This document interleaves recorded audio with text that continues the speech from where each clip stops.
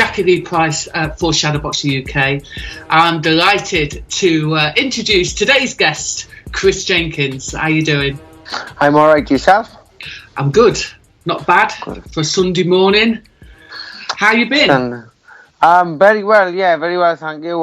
Back in the gym now. Obviously, I'm fighting just under 2 weeks. So, we're in full camp mode at the moment.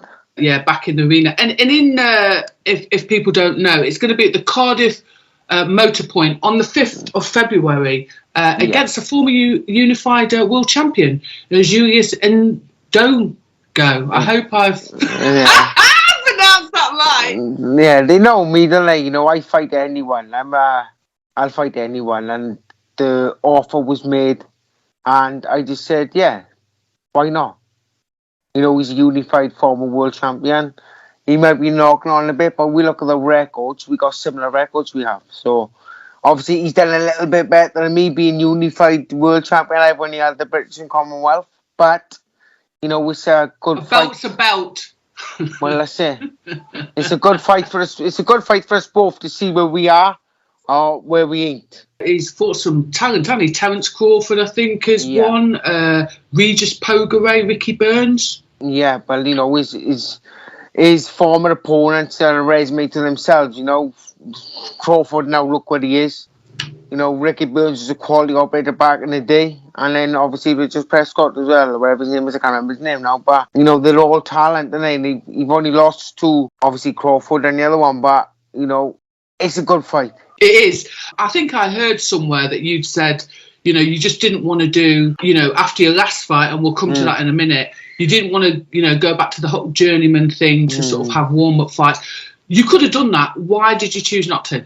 I'm at the age now, I'm 33, and it's not going to be no benefit to me fighting some lad over a 6-rounder for, like two grand. I'm in a position now where I think I should get the respect I deserve, and getting paid good money, where I've been. So I just didn't feel it was, and my team as well didn't feel that it was the right direction to go in, is to fight somebody with a name like Julius Ndongo, and it's on. There will be some that say, you should kind of rebuild, but then there's the other camp that would say, to be fair, you've really earned your stripes because it hasn't been an easy road for you, has it? No, well, that's it. I won the title back when I beat Johnny Garton. I defended it on the road in Belfast, picking up the Commonwealth belt. Then I had a defence against Liam Taylor, end up in a cut.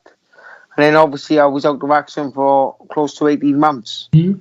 Holding 2 belts, I've come back, and then I've lost the last one, but put in a very good gutsy performance. And I just want to fight, and this fight was offered, and there's no way I'm turning that down. Do you know what? I felt for you because we spoke, didn't we, in the pandemic, and you'd gone through quite a lot. Obviously, there was 18 months that you had off, and people can argue, well, they had time off, but you also.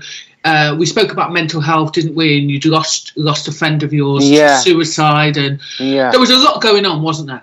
Yeah, well, obviously, I lost a good friend of mine, Sean Lewis, and that's why I wear his initials on my shorts and my t-shirts and stuff when I fight, because he's with me, SL9. Good friend, known him for years, but 18 months. It's easy. People saying that.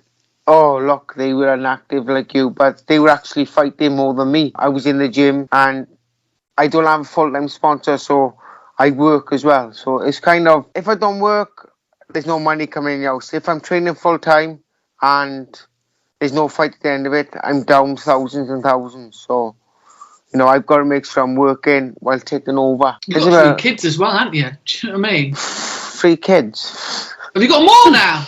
No, don't say that. No. Hey, I'm having a snip. No, the 3 kids, they're nuts, yeah. The older ones are a bit easier, but the last one, he's just wired from 8 o'clock in the morning till 9 o'clock at night. I mean, I remember last time he was making himself busy on here, wasn't he? Oh, man. Little kid. He's downstairs now, so I've snuck up the out of the way, hoping he doesn't turn up with what's he playing? He's playing some flute downstairs. He's just going round. Oh. So you hiding in their bedroom to get a little bit of respite?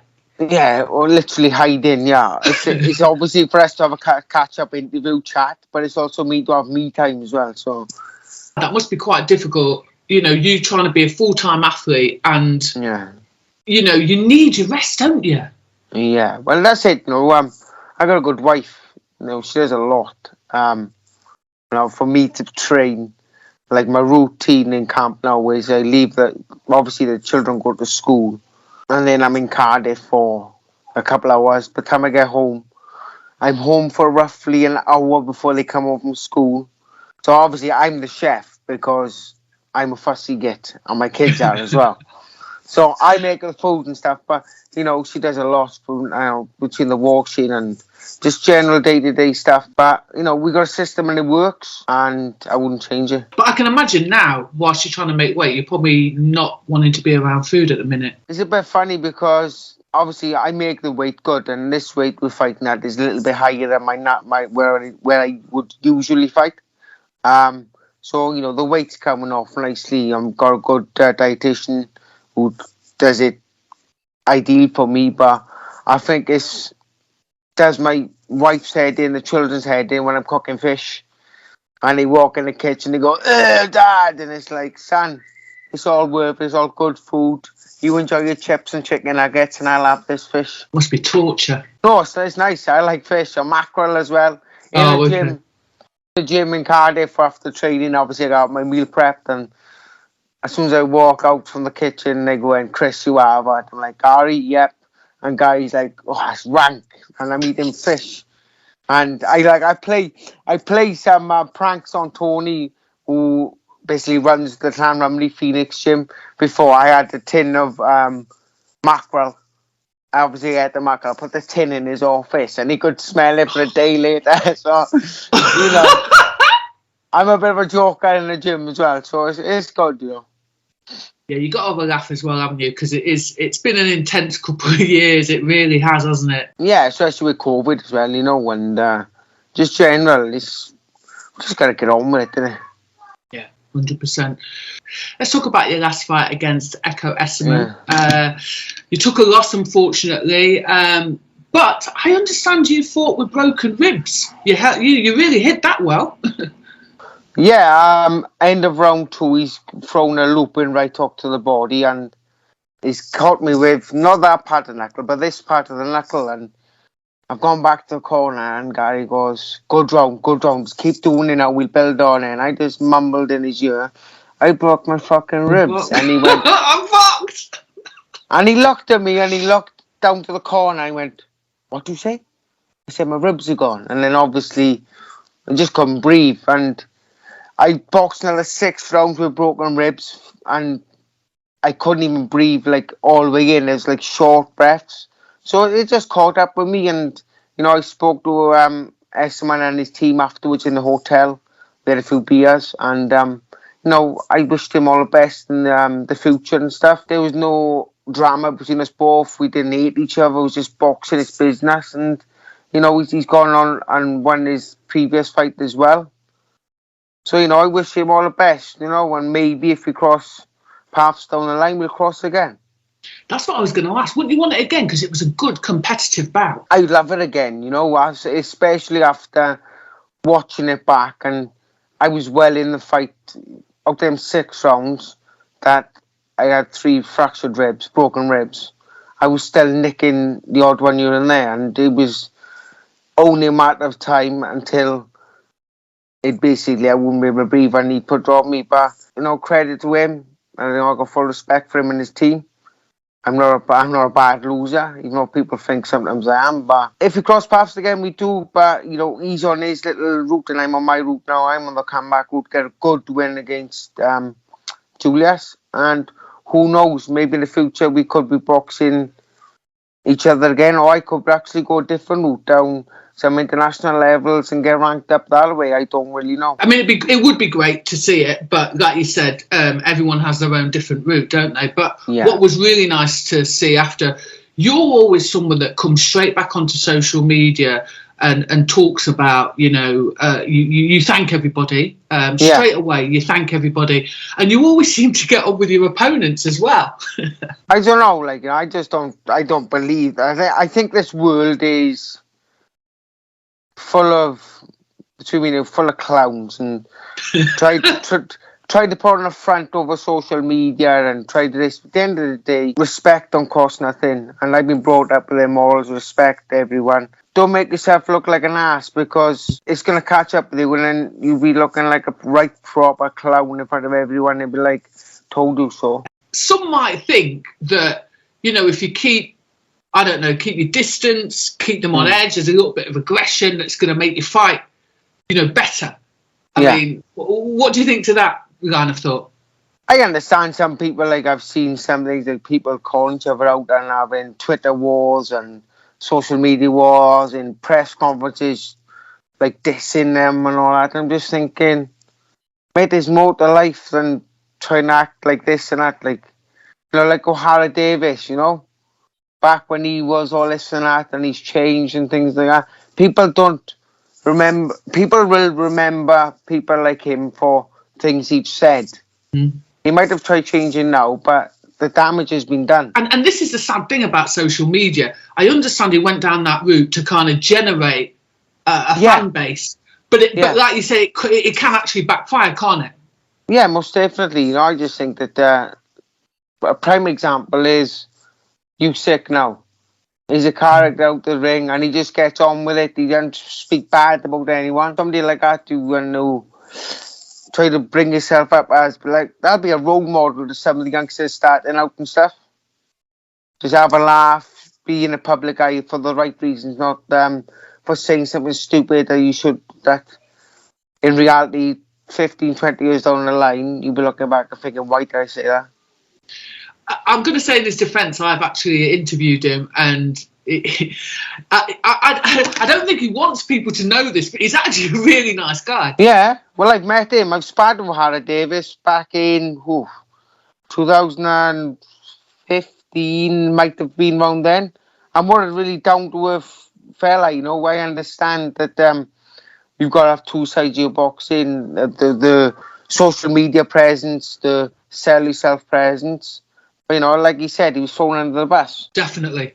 But coming back to you, though, at least, when you're in that, you're in that ring, you can box. So it's not like, it seems to me you just let your fist do the talking.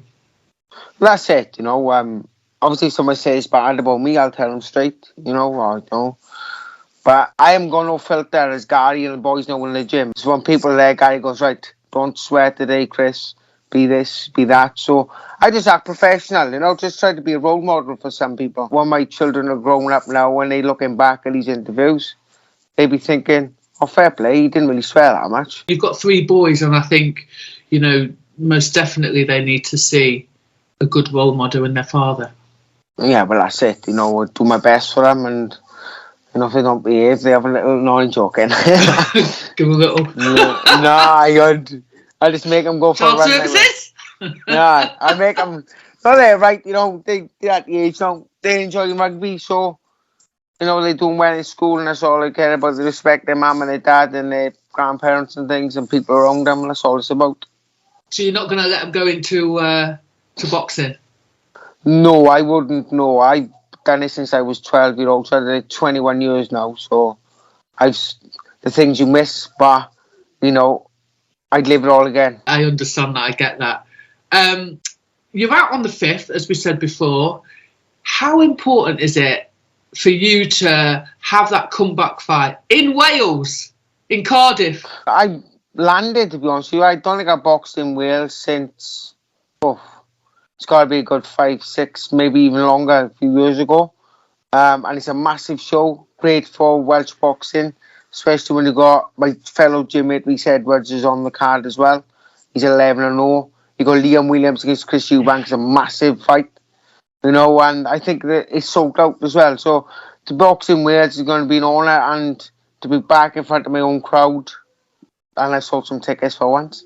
It'll be good, I just got to make sure that turn up, I do exactly what Gary and me have worked in the game plan, and I can't see no other output than me winning. So listen, there are a couple of girls on that card, Caroline Dubois and Carissa Shields. You know, is this the first time that you've actually fought on a card with females? Yes, it is. Yes, it is. And Shields is a massive name in America as well, isn't she? Yeah. So, and Dubois is Daniel Dubois' sister, is it? Yeah. Oh, she's quality. So, yeah, but it's going to be good, though, because it just shows that, people think that boxing's a male sport. But then you have got these lady fighters, like you said now, you've got Katie Taylor as well. Yeah. We've got so many women fighters out there doing things for women boxing, and it's great to see how it's come along the years. I think on that particular card, you've got such two talented ladies that, and Welsh people love boxing, don't they? Alongside, obviously, rugby, but they're going to really warm to these two girls, I think. Yeah, most definitely. It's going to open their eyes as well, especially some people or some supporters maybe back in the day thinking, it's only a man's sport, it's this, and then when they see the dedication they put into, like us men have put in, they'll be thinking, whoa, let's give these a chance. So I'm going to put you on the spot now. Yeah. So have you got Liam Williams or Eubank? I got to go with my fellow Welshman. I'm like Williams. I think it's going to be, I would think that he's got to box tactical and smart, because what I've seen of Chris Eubank, he lacks in boxing ability, but what he has got is one hell of an engine, and he can whack hard, especially in that close distance. So I think Liam keeps it nice and long, uses his boxing ability, and I think he can win on points, but he's got to be very careful of the first 6 rounds. Listen, it's going to be an absolutely cracking night of boxing. I'm glad to see you back. I'm wishing you all the best on the 5th of February. Thanks for giving us your time. No worries at all. Take care, right?